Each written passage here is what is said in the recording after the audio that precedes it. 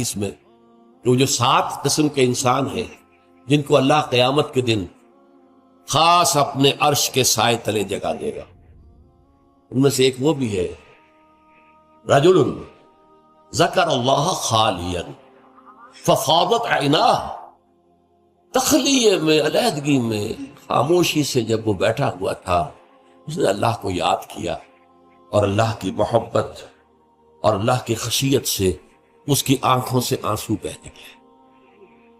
یہ اللہ کا ہجر ہے، یہ جو زندگی ہے یہ اللہ سے ہمارے ایک ہجر کا ذریعہ ہے، پردہ پڑا ہوا ہے ہمارے اور رب کے درمیان، غیب کا پردہ پڑا ہوا ہے۔ اس لیے آپ نے دیکھا حضور پر کہ جب کیفیت تھی اللہم فی الرفیق الاعلی، بس اب مجھے اس دنیا سے کوئی غرض نہیں ہے، رفیق اعلی اللہ تعالی، اللہم فی الرفیق الاعلی۔